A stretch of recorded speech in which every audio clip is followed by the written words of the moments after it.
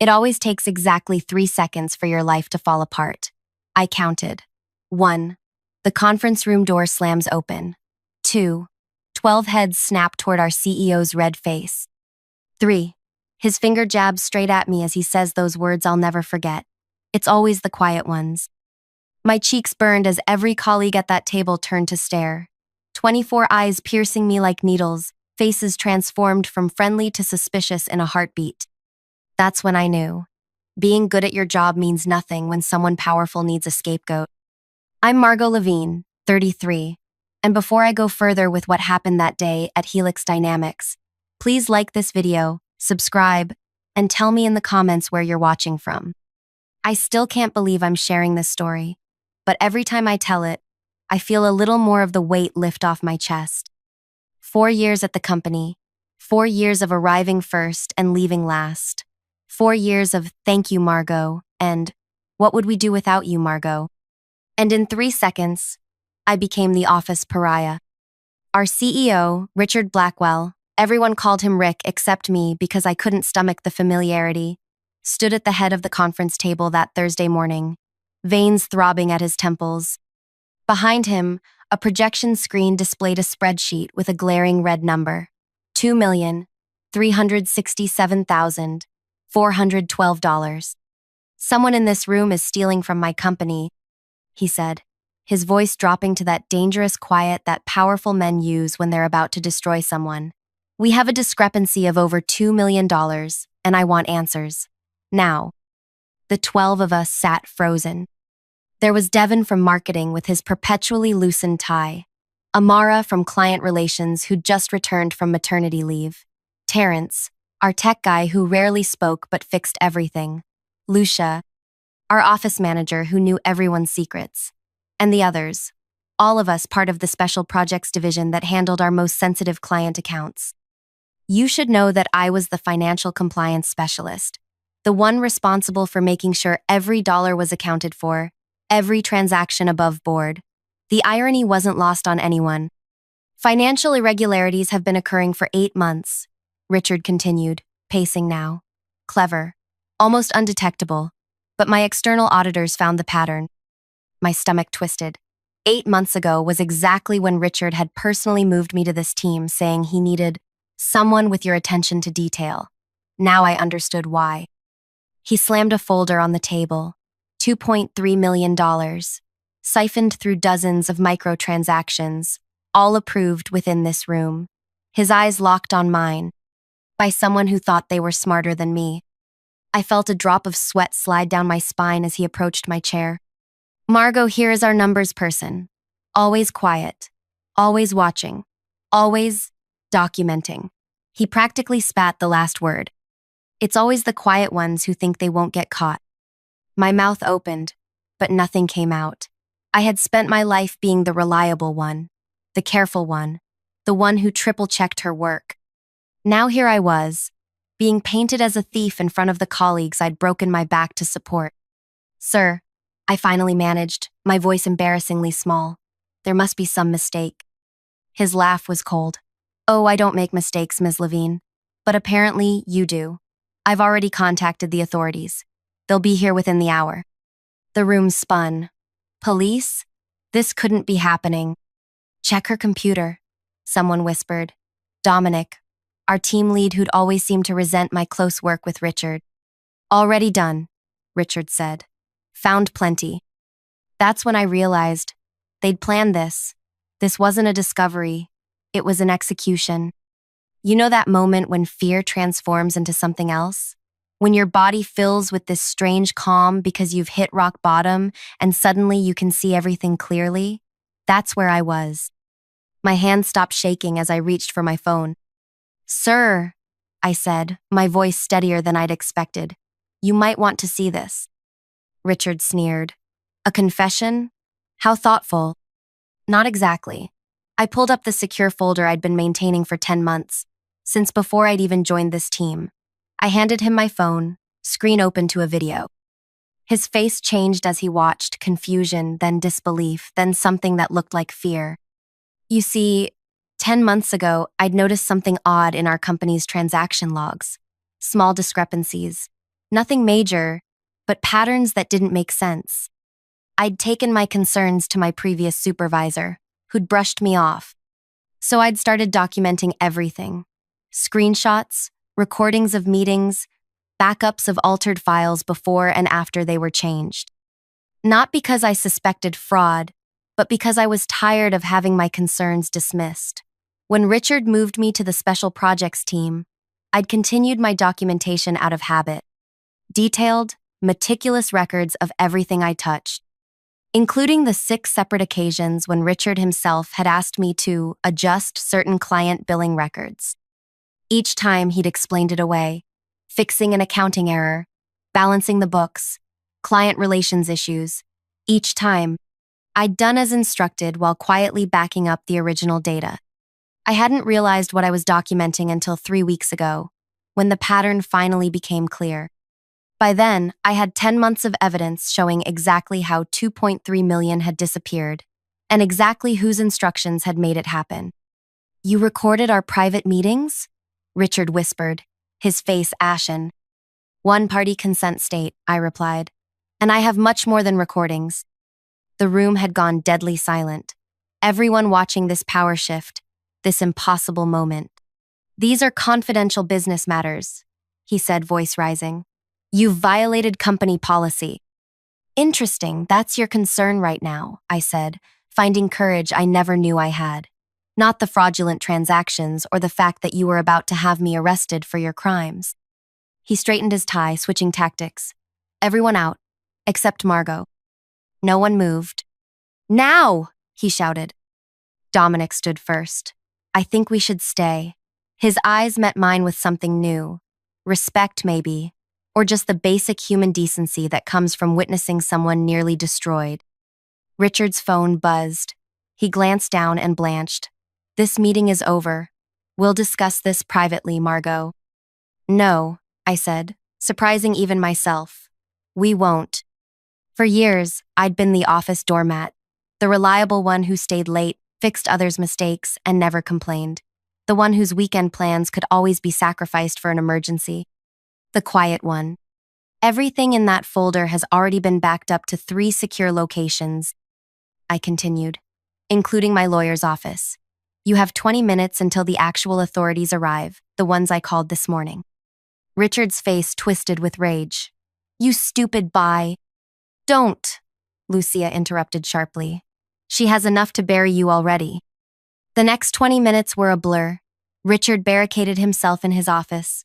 Security arrived. People whispered in corners. I sat alone at the conference table, shaking so hard I had to grip the armrests. I'd done everything by the book my entire life. Never jaywalked. Filed my taxes early. Kept receipts for office supplies. And somehow, I'd ended up here, having to choose between going to prison for someone else's crimes or fighting back against the most powerful person I knew. When the FBI agents walked in, yes, actual FBI, turns out Richard's creative accounting crossed state lines, I handed them my phone and 10 months of meticulously organized evidence. "You've been documenting this for how long?" asked the female agent, scrolling through my files with raised eyebrows. "Since I first noticed something wrong," I said. Nobody would listen. She looked at me with something like pity. "They're listening now." As they led Richard out, no handcuffs, just a humiliating escort through the office he'd ruled like a kingdom, he locked eyes with me one last time. "You'll regret this," he said quietly, only for me to hear. "Nobody will hire a whistleblower." Maybe he was right. Maybe I'd just torched my career to save myself. But watching him walk out, I realized I'd spent my entire professional life being afraid, of disappointing people, of not being perfect, of raising concerns, of standing out. I was tired of being afraid. The company imploded over the next few weeks. Auditors swarmed our offices. The board of directors held emergency meetings. A few executives resigned suddenly for personal reasons. The special projects team was disbanded. All of us placed on paid leave while they sorted through the mess. 3 weeks after that meeting, I sat alone in my apartment, surrounded by job listings I was too paralyzed to apply for. Richard's words echoed in my head. Nobody will hire a whistleblower. I'd saved myself from prison, but at what cost? My phone rang, Amara from the team. Have you heard? She asked without preamble. Heard what? The board fired 4 more executives this morning. They're claiming they knew nothing about Richard's scheme. But guess what the investigators found? Emails. Lots of emails. I closed my eyes. So everyone knew. Not everyone, she said, but enough people to make this a much bigger scandal than just Richard. I should have felt vindicated. Instead, I just felt tired. There's something else. Amara continued. The board is looking for internal candidates to help rebuild. People they can trust. A pause. They asked specifically about you, Margot. My laugh was hollow. Me? The whistleblower? The person with integrity, she corrected. The one who did the right thing at enormous personal risk. I didn't know what to say. For years, I'd been invisible, valuable for my work, but never seen as leadership material. Too quiet, too careful, too me. They want to meet tomorrow, Amara said. Just think about it. After we hung up, I sat motionless, staring at the wall. This wasn't the vindication I'd imagined. It wasn't a clean victory or a perfect revenge. It was messy and complicated and terrifying. But maybe that's how real justice works. Not as a lightning bolt, but as a slow rebuilding from the ruins. The next morning, I put on my most professional outfit, the one I reserved for the most important meetings. As I walked into the corporate headquarters, past security guards who nodded at me with new respect, past employees who whispered as I passed, I realized something profound. Richard had been right about one thing. It is always the quiet ones. Because we're watching, we're noticing, we're documenting. And when pushed too far, we finally speak. The boardroom looked different from the other side of the table. Sunlight streamed through floor-to-ceiling windows, illuminating the faces of 7 people who'd never given me a second glance before. Now they watched me with careful attention as I settled into the chair directly opposite Diane Mercer, the board chairwoman. Ms. Levine, she began, her voice crisp and businesslike. I want to start by thanking you for your courage. What you did protected this company from far worse consequences. The words sounded rehearsed, like something her crisis management team had crafted. I nodded politely but said nothing. I'd learned that silence makes powerful people uncomfortable. Let them fill it. We've conducted a thorough investigation, continued Lawrence Chen, the company's lead counsel. The fraud goes back 18 months and involves 7 executives, including Richard. 4 have already resigned. 3 are contesting their termination. My mouth went dry. 7 executives knew? Knew, participated, or deliberately looked the other way, Lawrence clarified. The $2.3 million Richard accused your team of stealing was just what we've found so far. I thought about my former teammates, 11 people who'd been under suspicion, whose reputations had been questioned. What happens to my team? Diane exchanged glances with the others. That's partly why we wanted to speak with you. We're restructuring the company. Several departments will be consolidated, and we need people we can trust to help us rebuild. Here it came. The job offer Amara had mentioned. I braced myself. We'd like you to lead the new financial compliance division, Diane said. You'd report directly to the board, with a substantial salary increase and the authority to build your own team. My heart raced. This was beyond anything I'd expected. A director-level position, multiple steps above my previous role. The kind of job that would normally require an MBA and 15 years of experience. The kind of job no one would have ever considered me for a month ago. Why me? I asked. Not fishing for compliments, but genuinely needing to understand. Diane's professionally pleasant expression faltered. Frankly, Ms. Levine, we have a credibility problem. We need someone with unimpeachable integrity. Someone who's proven they'll do the right thing even when it's difficult. Translation, they needed my reputation to save theirs, my whistleblowing as a corporate shield. I'd be their ethics mascot, evidence that the company had cleaned house. And if I say no? I asked. We'd understand completely, Lawrence said smoothly. You'd receive a generous severance package, excellent references. And an NDA, I assume? I interrupted. The momentary silence confirmed it.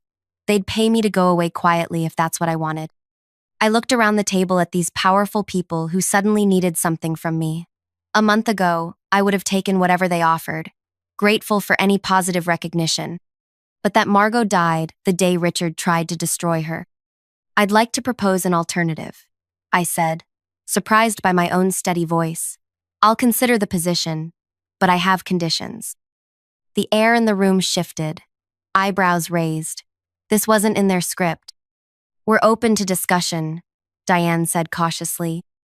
First, my entire team gets cleared publicly. A company-wide email stating they've been exonerated, plus bonuses for the stress they've endured. Lawrence scribbled notes. That seems reasonable.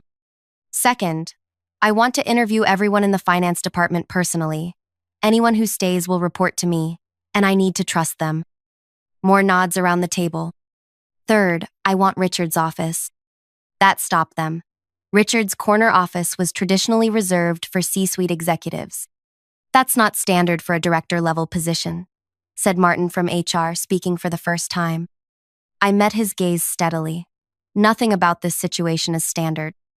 Diane studied me for a long moment, then nodded. Anything else? I took a deep breath. Yes. No NDA. I won't publicly disparage the company if you act in good faith, but I won't sign away my right to speak. The temperature in the room dropped 10 degrees. That's highly unusual, Lawrence began. So is being falsely accused of embezzlement by your CEO? I countered. I didn't ask for any of this. But now that we're here, I need to know I'm walking into something better, not just different. Diane dismissed everyone except herself and Lawrence.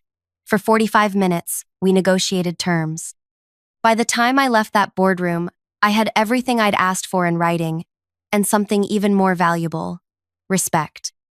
The next day, when I walked into Richard's former office, and the office now, I felt a complex wave of emotions. Triumph, yes, but also sadness for what it had cost to get here. I ran my fingers along the expensive desk where he'd once sat plotting my downfall, and thought about power, how it changes people, how it can corrupt, how desperately I didn't want that to happen to me. A knock at the door interrupted my thoughts. Lucia stood there, holding a small plant. Office warming gift, she said, placing it on my desk. Hard to kill, even for people who forget to water it. Like your career, apparently. I laughed, my first genuine laugh in weeks. Have you heard from the others? I asked. Everyone's been called in for meetings today. There are rumors about reorganization, about you. She trailed off, studying my face. So it's true?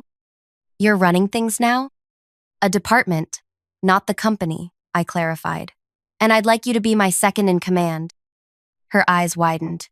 Me? I'm office management, not finance. You're organized, perceptive, and most importantly, you stood up for me that day when it would have been easier not to. I said, I need people I can trust. Over the next week, I met with each member of our former team, plus dozens of others from finance and accounting. I hired Terrence to build custom security protocols for our new department, brought in Amara to handle external communications. Even Dominic, who'd initially suggested checking my computer, showed enough remorse and competence to earn a place on the new team. Only Devin declined my offer. I'm sorry, Margot, but this place is tainted for me now, he said. I've accepted a position elsewhere. I respected his decision. Not everyone wants to rebuild from ruins. The work was harder than anything I'd done before. 16-hour days became normal. We found more financial irregularities as we dug deeper. Richard's scheme had tentacles throughout the company. Each discovery felt like vindication, but also reminded me how close I'd come to taking the fall for it all. 3 months into my new role, I received a text from an unknown number. You think you've won? Enjoy it while it lasts. I knew immediately who it was from. My hands shook as I showed the message to Lawrence. We'll handle this, he assured me. Richard's under investigation by 3 different agencies. This will only make things worse for him. But that night, alone in my apartment, I couldn't shake my fear. Richard had been powerful and connected. What if he still had allies in the company? What if this was just the beginning of his retaliation? I barely slept, jumping at every sound. The next morning, I arrived at work with dark circles under my eyes, flinching when my phone buzzed with a new message. It wasn't Richard this time, but a news alert. Former Helix Dynamics CEO Richard Blackwell arrested on multiple fraud charges. The article included his mugshot, unshaven, hollow-eyed, nothing like the intimidating figure who'd once pointed his finger at me in accusation. The FBI had found evidence of similar schemes at his 2 previous companies. This wasn't his first fraud, just the first time he'd been caught. That evening, as I was leaving the office, I ran into Diane in the elevator. "I assume you've seen the news," she said. I nodded. "The prosecutors called. They want you to testify." My stomach clenched. The thought of facing Richard in court, of having to relive that humiliating meeting, made me physically ill. "Do I have a choice?" I asked. "Legally? Yes. Practically." She left the sentence unfinished. We both knew the reality. If I refused to testify, it would undermine everything I'd fought for. The preliminary hearing was scheduled for a Tuesday morning in early December.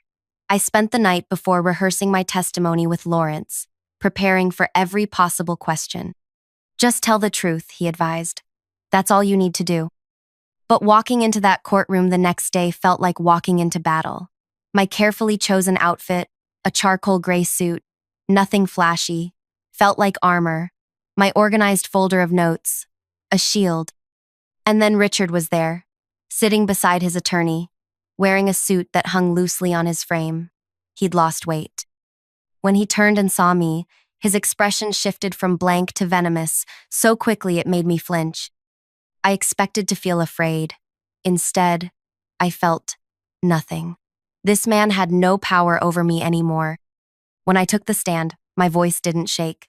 I answered each question clearly, referring to my documentation when needed.